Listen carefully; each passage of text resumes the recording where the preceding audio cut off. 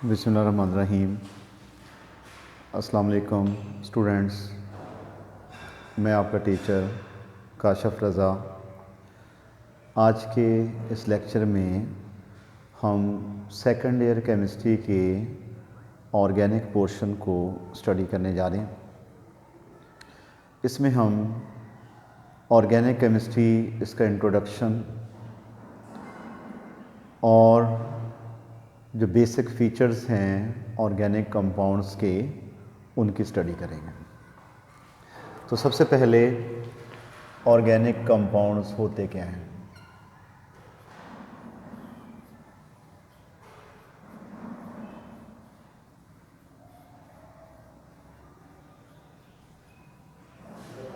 The compounds of carbon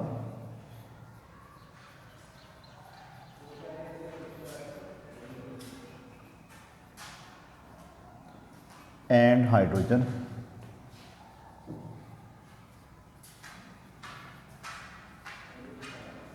and their derivatives.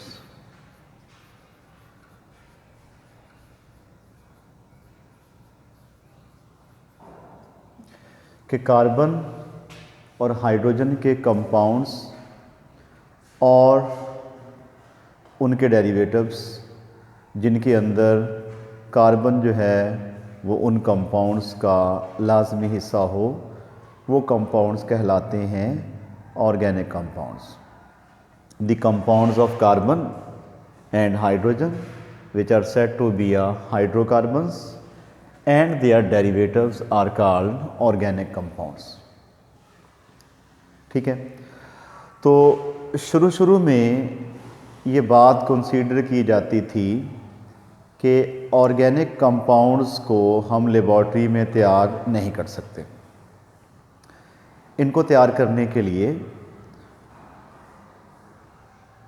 सिर्फ़ और सिर्फ इनको जो है वो पौधों और जानवरों से ही हासिल किया जा सकता है। इनको लेबॉर्ट्री में तैयार नहीं किया जा सकता। ये वाला जो कंसेप्ट है कि ऑर्गेनिक कंपाउंड्स को हम लेबॉर्ट्री में तैयार नहीं कर सकते, ये कंसेप्ट कहलाया वाइटल फोर्स थ्योरी। तो वाइटल फोर्स थ्योरी जो है वो क्या है कि the organic compounds can not be synthesised in laboratory but can be obtained from animals and plants. तो इस कंसेप्ट की वजह से साइंटिस्ट ने इन ऑर्गेनिक कंपाउंड्स को तैयार करने की कोशिश ही नहीं की।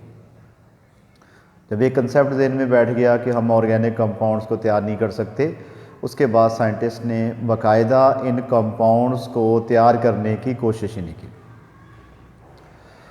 तो उसके बाद एक साइंटिस्ट था, उसका नाम था वोहलर। वोहलर ने क्या किया? वोहलर ने अमोनियम सियानेट लिया, NH4CNO, अमोनियम सियानेट। इसको जस्ट हीट किया और इसको कन्वर्ट कर दिया यूरिया में। ठीक है, अगर देखा जाए तो अमोनियम सियानेट जो है ये एक इनऑर्गेनिक कंपाउंड है। ये इनऑर्गेनिक कंपाउंड था और यूरिया जो बना ये एक ऑर्गेनिक कंपाउंड था।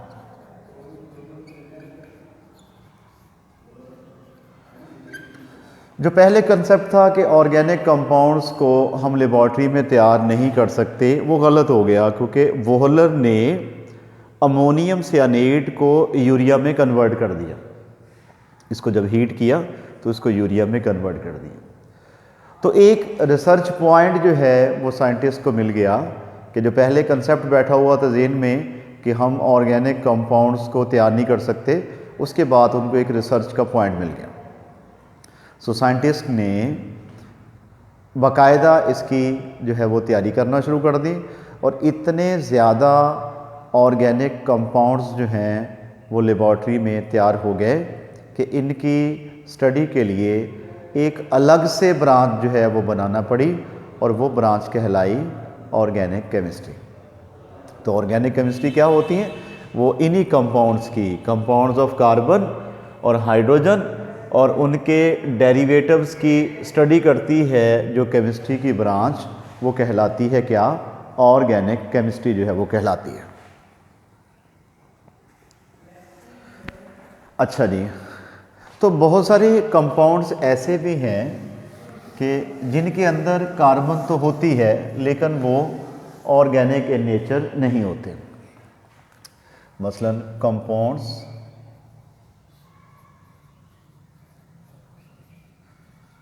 which are not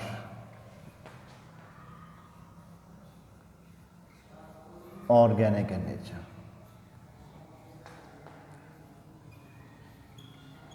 हालांकि उनके अंदर कार्बन जो है वो मौजूद होती है लेकिन वो फिर भी ऑर्गेनिक इन नेचर नहीं होते। मसलन आपके पास है जी carbon dioxide, carbon disulphide, carbon monoxide, metallic carbonates, और उसके बाद ही मेटालिक बाइकार्बोनेट्स। इन सब में कार्बन तो मौजूद है लेकिन ये ऑर्गेनिक इन नेचर नहीं होते।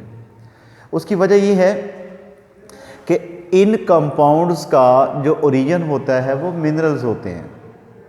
ठीक है, जिन कंपाउंड्स का ओरिजिन जो है वो मिनरल्स हों वो इनऑर्गेनिक नेचर होते हैं, इन नेचर होते हैं। ठीक है, तो लिहाजा अगर भी आ जाए कि कार्बन डाइऑक्साइड जो है और कार्बन डाइसल्फाइड ये ऑर्गेनिक इन नेचर क्यों नहीं है हालांकि इनमें कार्बन मौजूद है, तो इसका आंसर क्या होगा कि इनके अंदर इनका जो ओरिजिन है वो क्या होता है, वो एक मिनरल्स होते हैं, जबकि जो ऑर्गेनिक कंपाउंड्स हैं उनका ओरिजिन जो है वो प्लांट्स या एनिमल्स हुआ करते हैं। ठीक है, अब नेक्स्ट क्वेश्चन ये है कि अभी हमने बात की कि ऑर्गेनिक कंपाउंड्स मिलियंस ट्रिलियंस के हिसाब से ऑर्गेनिक कंपाउंड्स जो हैं वो लेबॉर्ट्री में तैयार हो गए। In millions trillions organic compounds की वजह क्या है? What is the reason for large number of organic compounds? इसकी वजह है कार्बन के अंदर एक यूनिक प्रॉपर्टी है सेल्फ लिंकिंग की, कि कार्बन जो है इसके अंदर सेल्फ लिंकिंग की प्रॉपर्टी है कि कार्बन जो है वो सेल्फ लिंकिंग करके लॉन्ग चेन बना देती है। ये जो सेल्फ लिंकिंग प्रॉपर्टी है कार्बन के एटम्स की to form a long chain, it is said to be a catenation. Catenation, तो कैटिनेशन क्या हो गई? Self linking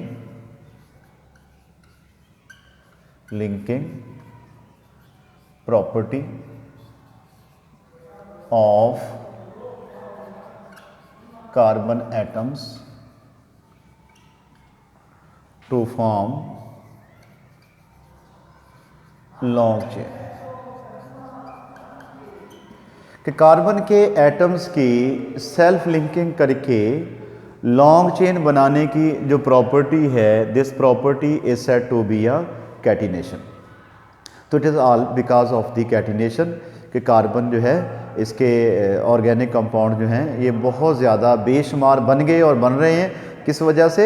self linking property of carbon atom to form the long chain, कि carbon atoms की self linking करके long chain बनाने की जो प्रॉपर्टी है उसकी वजह से जो है वो क्या हो गया, ये लॉट ऑफ ऑर्गेनिक कंपाउंड्स जो हैं वो लेबॉर्ट्री में तैयार भी हो गए और मज़ीद जो हैं वो तैयार हो रहे हैं। ठीक हो गया, तो it is the peculiar behaviour of carbon atoms to form a long chain.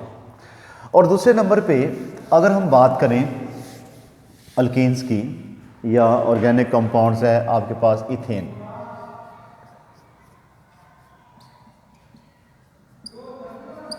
या आपके पास जो कंपाउंड है इसका नाम क्या हो गया? इथेन हो गया। अच्छा, भी इथेन के अंदर दो तरह के बॉन्ड्स हैं इसमें, एक है कार्बन और कार्बन के दरमियान और एक है कार्बन और हाइड्रोजन के दरमियान। अगर हम बात करें कार्बन और कार्बन के दरमियान, ये बॉन्ड टोटली नॉन पोलर होता है क्योंकि दो सेम इलेक्ट्रोनेगेटिविटी रखने वाले एलिमेंट्स के दरमियान जो बॉन्ड बनता है वो नॉन पोलर होता है। अगर हम बात करें कार्बन और हाइड्रोजन की, कार्बन की इलेक्ट्रोनेगेटिविटी होती है 2.5 और हाइड्रोजन की 2.1, इसमें इलेक्ट्रोनेगेटिविटी का डिफरेंस जो है वो 0.4 होगा। तो 0.4 is not sufficient to create a polarity on carbon and hydrogen bond. ये इतना ज़्यादा नहीं है कि कार्बन और हाइड्रोजन बॉन्ड को पोलर बना दे, ठीक है। तो ओवरऑल जो ऑर्गेनिक कंपाउंड्स हैं ये क्या होते हैं, नॉन पोलर होते हैं। तो लिहाजा नॉन आयनिक रिएक्शंस जो हैं ये देते हैं, आयनिक रिएक्शंस जो हैं ये नहीं देते। It is the property of organic compounds, ठीक है। और दूसरे नंबर पे अगर हम बात करें कि ये कंपाउंड आपके पास आ गया जी इथेन, और उसके बाद जी CH3, CH2 और CH3, ये आपके पास आ गया प्रोपेन, और CH3, CH2, CH2 और CH3, ये आपके पास आ गया ब्यूटेन।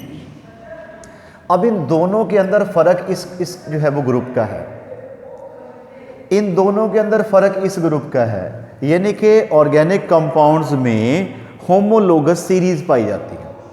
ऑर्गेनिक कंपाउंड्स में पाई जाती है क्या, होमोलोगस सीरीज़। इन होमोलोगस सीरीज़ की वजह से ये कंपाउंड्स आपस में सिमिलर प्रॉपर्टीज़ जो है वो रखते हैं, इनकी प्रॉपर्टीज़ जो है वो सिमिलर होती हैं। तो सिमिलर होने की वजह होमोलोगस सीरीज़ की जो है वो मौजूदगी होती है, ठीक है। यानी कि similarity in behaviour, organic compounds are similar in behaviour due to the presence of the homologous series. आज के हमारे टॉपिक में इतना ही था। नेक्स्ट वीडियो में अगले टॉपिक के साथ दोबारा हाजिर होंगे। उस वक्त तक के लिए अल्लाह हाफ़िज़।